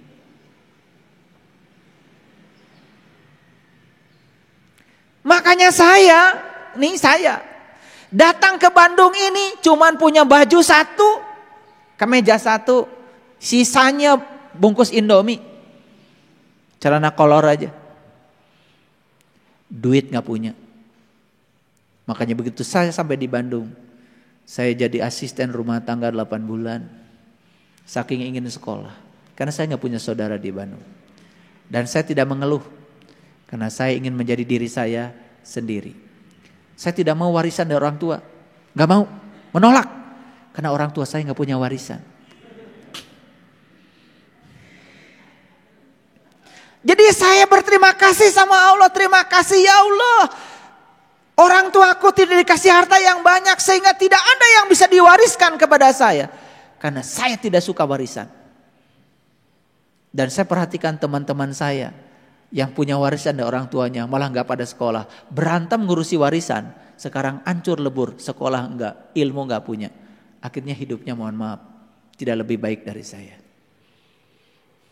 Jadi saya bersyukur ya dikasih orang tua yang tidak punya harta sama sekali. Minta sekolah aja boro-boro dikasih uang. Hanya air mata saja. Doa lagi. Tetapi doa itulah yang membuat saya bisa berdiri seperti sekarang ini para sahabat.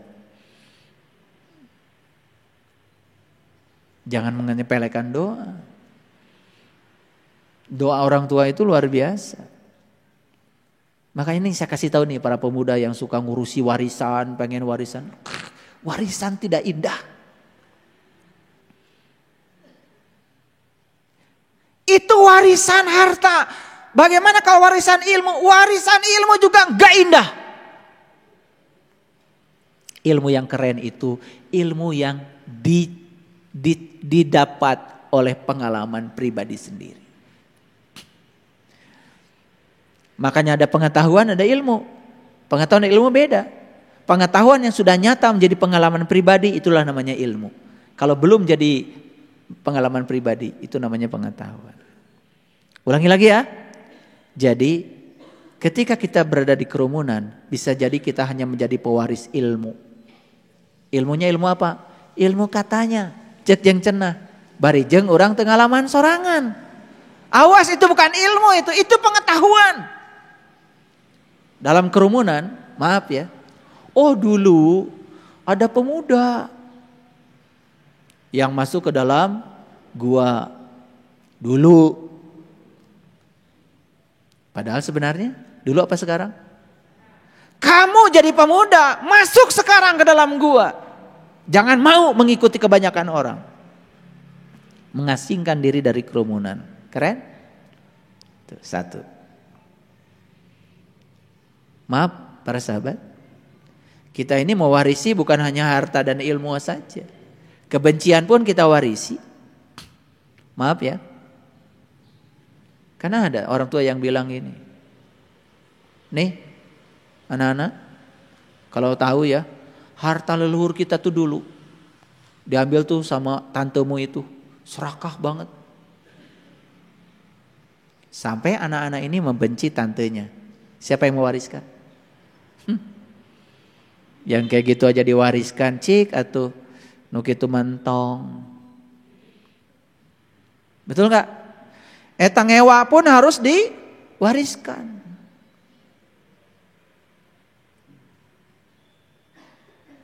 Jadi sesuatu yang bernilai itu didapat oleh pengalaman sendiri. Setuju? Kita mengira bahwa pengetahuan itu bisa didapat dari orang lain dulu. Kita mengira bahwa kita bisa menjadi bijak dengan nasihat dari orang lain dulu. Kita mengira bahwa kita bisa menjadi religius dengan percaya kepada orang lain dulu. Sekarang kita patahkan semua. Ternyata ilmu yang sebenarnya yang didapat dari penyelaman pada diri sendiri. Kebijaksanaan yang sebenarnya didapat dari hasil menyelami pengalaman diri sendiri. Bukan nasihat dari orang lain. Jadi enggak usah kalian terlalu banyak membaca kata-kata bijak dari orang. Enggak akan bikin kita jadi bijak kok. Paling ngapalin kata-kata bijak. Nah, orang-orang yang suka ngapalin kata-kata bijak itu belum tentu bijak. Pura-pura bijak. Makanya kalau ada kata-kata bijak jangan di-share dulu. Kalau belum dialami oleh kamu. Enak aja tiap pagi nge-share kata-kata bijak. Ini kata-kata bijak tuh buatan orang. Kamu sudah sebijak ini belum? Di-share aja. Membosankan. Karena kita tidak akan pernah bisa menjadi bijak dengan membaca kata-kata bijak. Hanya sok bijak. Paham maksud saya? Biar jelas. Nah, jadi para sahabat, manfaat menjadi orang asing itu. Satu, catat. Kita akan punya hubungan yang asli. Dan hubungan asli mulai terjadi. Karena apa? Kita telah menemukan hubungan dengan diri sendiri. Lihat saya semuanya. Semua orang yang sudah menemukan hubungan dengan dirinya sendiri, kalau dia berhubungan dengan orang lain pasti asli. Dan semua orang yang belum menemukan hubungan dengan diri sendiri, dia berhubungan dengan orang lain hanya pencitraan. Ketika orang lain baik, dia baik. Orang lain tidak baik mah sarua wae. Yang lucu, lihat hubungan yang palsu, tidak abadi. Satu kesalahan teman saja bisa menjadi pemicu untuk putusnya hubungan persahabatan. Kalau orang yang sudah asli, justru demi untuk satu persahabatan, dia maafkan satu kesalahan. Nih kalau sudah asli. Jadi begitu kita menemukan hubungan yang asli dengan diri kita sendiri, hubungan kita dengan di luar menjadi asli. Hubungan dengan suami, hubungan dengan istri, hubungan dengan anak, tidak ada kepura-puraan. Asli. Bukan pura-pura berhubungan. Satu. Yang kedua. Begitu kita sudah menemukan diri sejati kita di dalam, maka diri kita akan memiliki daya tarik yang luar biasa. Kelihatan wibawanya, kelihatan harismanya. Menariklah pokoknya. Susah dibicarakan. Karena ada orang yang pika sebelen. Betul gak? Kehadirannya bahkan suka disesali itu. Kepergiannya disyukuri. Namanya juga pika sebelen kan? Allah. Si eta deui datang. Tukang mungkus. Mawa matara mungkus. Si eta. Pika sebelen. Gak ada daya tarik.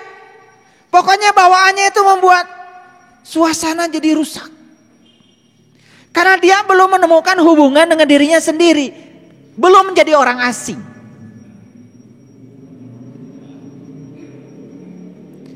Dan biasanya orang yang tidak asli hubungan dengan dirinya sendiri hampa. Bisa gak merasakan kalau orang ini berpura-pura? Capek nguruskeun maneh mah. Orang yang berpura-pura kan coba pura-pura baik. Kalau baik sama dia, pagur pisah. Sedikit aja, ngegel si Atom. Gitu. Paham ya? Nah, ini manfaatnya kita mengasingkan diri dulu untuk menempa diri. Tidak mungkin rombongan Pandawa itu bisa menang di perang Mahabharata itu kalau tidak mengasingkan diri dulu. Mengasingkan dulu. Tapak dulu. Makanya Pandawa dari pengasihkannya menjadi berkarisma, berwibawa, penuh cinta kasih. Itu kan contoh-contoh sederhana yang kita sudah tahu. Cuman kadang-kadang kita nggak peka. Nonton yang begitu-gitu saja. Betul nggak? Tahu hilet? Ulat? Menjijikan. Karena menjijikan dia ingin tampil indah. Caranya apa? Mengasingkan diri dulu. Puasa berminggu-minggu. Sampai akhirnya dikepompong. Puasa loh. Jangan dikira yang puasa cuma kalian. Hilet juga puasa. Kemudian bertransformasi dia menjadi makhluk yang lucu. Makanya ada lagu kupu-kupu yang lucu. Ayah hilet yang lucu. Ayah tuh lagu hilet nu lucu. Ayah adanya kupu-kupu yang lucu. Padahal dulu mah hilet. Tetapi dari hilet menjadi kupu-kupu yang lucu, dia mengalami transformasi, mengasingkan diri. Sok atuh saya mengajak kalian mengasingkan diri dulu. Biar jadi lucu. Begitu sudah keluar dari tempat pengasingannya, lucu. Jadi pika sebelumnya tidak ada lagi.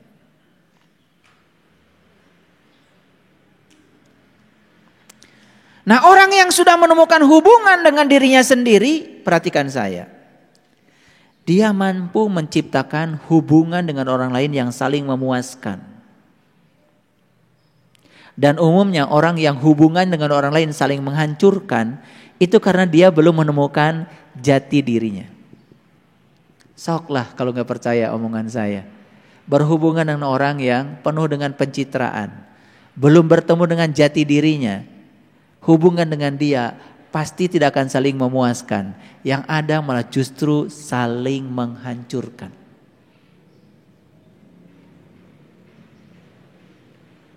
Orang yang sudah bisa menemukan jati dirinya, dia mencintai tapi tidak cemburu.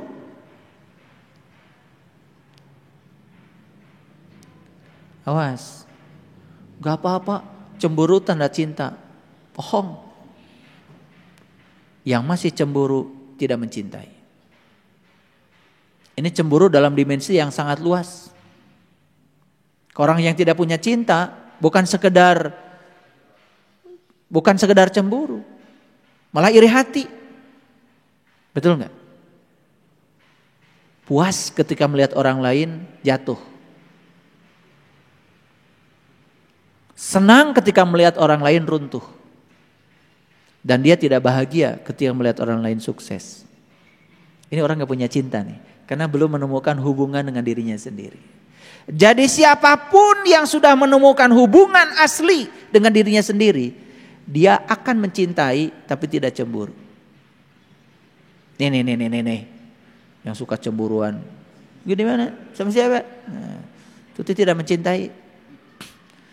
Karena cinta itu bukan saling memberi rantai. Cinta itu saling memberi sayap. Tulis.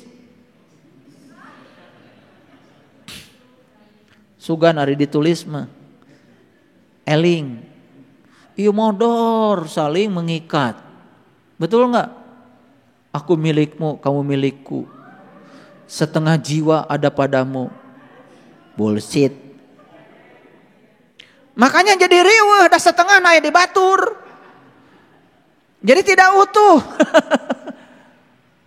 Kade ulah kapangaruan ku lagu. Karena ada lagu ya. setengah jiwa ada padamu. Mangaruhan ka urang. Jadi lamun tengah hiji teh sampurna, padahal aslina urang teh sorangan. Ya, temukan ya kesendirian yang sesungguhnya. Orang yang sudah menemukan hubungan asli dengan dirinya sendiri, membantu tetapi tidak memperbudak. Ada tuh, membantu saya, tapi kudu nurut ka manehna.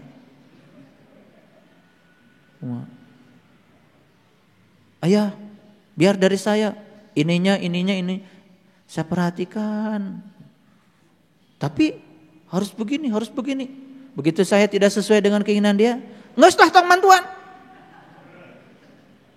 Riweuh. Mulai mendikte. Lama-lama lupa. Siapa guru, siapa murid, lupa. Jadi karena sudah diberi rasanya harus ada di telapak kaki dia gitu. Makanya orangnya kayak gitu, Leungit tingkah mana? Paham maksud saya? Nah ini, kalau belum sempurna menemukan jati diri kita, kita membantu pun terkadang malah memperbudak. Mun rek mantuan ka batur bantuan, tong loba syarat. Makanya saya kasih tahu, kalau mau ngasih beras sama orang, ya ngasih aja, nggak usah tanya. Bunda cucu ngasih beras tuh, langsung aja beras masuk mobil, nggak nanya dulu, ayah punya beras di rumah? Enggak. Itu bagus namanya. Saya bukan iklan, bukan, ya. Karena banyak yang juga nanya, ayah mobil ada berapa? Nggak usah, kalau mau ngasih mobil ngasih aja. Karena jadi nanti nunggu jawaban, sebelumnya mau merek. Kan udah banyak, paling juga begitu, betul nggak? Ari moal mere mentong atau mengenanya segala. Kalau mau ngongkosin orang, jangan tanya punya ongkos. Ngasih aja. Gak apa-apa. Karena nilai kita tuh pemberiannya bukan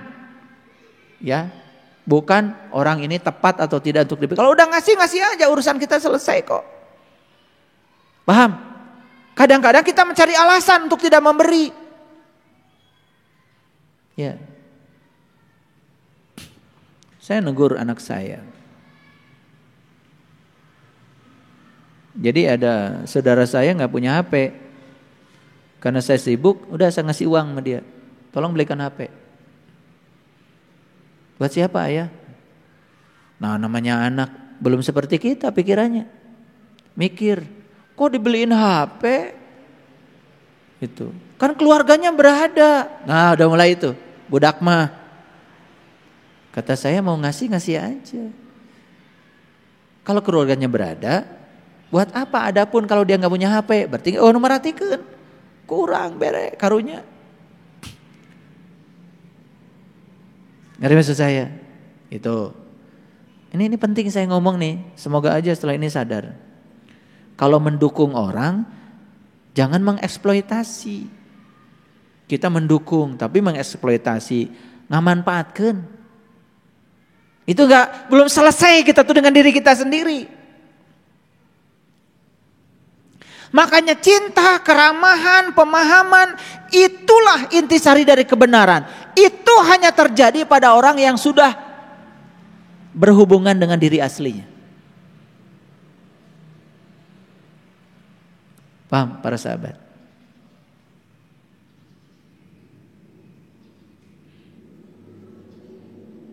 Sekarang ini kita sering berhubungan dengan orang-orang, mohon maaf, yang terbelakang usia mentalnya.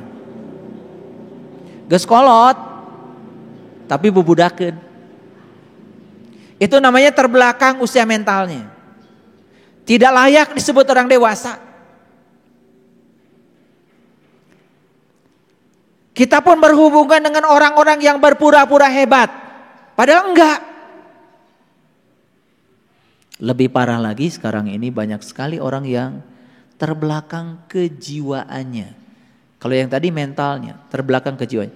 Mengapa? Satu, karena dia masih jadi diri palsu. belum bisa menemukan diri aslinya karena dia takut untuk mengasingkan diri dari kebanyakan orang. Percaya sama saya, saat kebutaan kita hilang, maka kita akan menemukan keberadaan kita. Dan saat kita menemukan keberadaan kita, percaya sama saya, orang-orang mulai akan mendatangi kita. Dan orang-orang mulai merindukan kita. Jadi kenapa kok sekarang orang-orang gak mau datang ke rumah kita? Kenapa orang tidak rindu kepada kita? Tanya aja dirimu sendiri. Karena masih ada ketertutupan antara kamu dengan diri sejatimu. Kalau sudah terbuka semuanya, pertama kita merasakan keberadaan Allah dalam diri kita. Selanjutnya, keberadaan Allah pada diri kita sudah cukup membuat kita menjadi magnet yang menarik orang lain untuk rindu kepada kita. Jadi kalau kita tidak dirindukan oleh orang, sebetulnya karena kita belum lucu, alias pika sebelin. Jadi Quran sudah mengajarkan kepada kita untuk menjadi orang asing. Beranilah menjadi orang asing. Putuskan saat ini, di sini, sekarang. Justru ketika kita berhasil menjadi orang asing dan kita menempa diri, kita bukan orang asing lagi di kehidupan masyarakat. Kenapa? Kita siap menerima mereka apa adanya. Kita siap menerima perbedaan apapun. Lihat orang-orang sudah mencapai kebijaksanaan. Begitu turun ke masyarakat, dia tidak terjebak oleh salah benar, tidak terjebak oleh baik buruk. Dia terima semua kenyataan apa adanya. Itulah inti dari spiritual. Para sahabat, sudah 2 jam lebih saya bicara. Semoga yang saya bicarakan hari ini ya membuat kita semakin kokoh. Kalau kita menjadi orang asing, gak usah takut. Karena syarat untuk bisa diterima dalam kehidupan, menjadi orang yang penuh welas asih, syarat utama adalah kita harus menemukan jati diri kita sendiri. Dan untuk menemukan jati diri kita, kita harus keluar dari kerumunan dan kita harus menjadi orang asing. Menakutkan pada awalnya, tetapi indah pada akhirnya. Terima kasih. Assalamualaikum warahmatullahi wabarakatuh.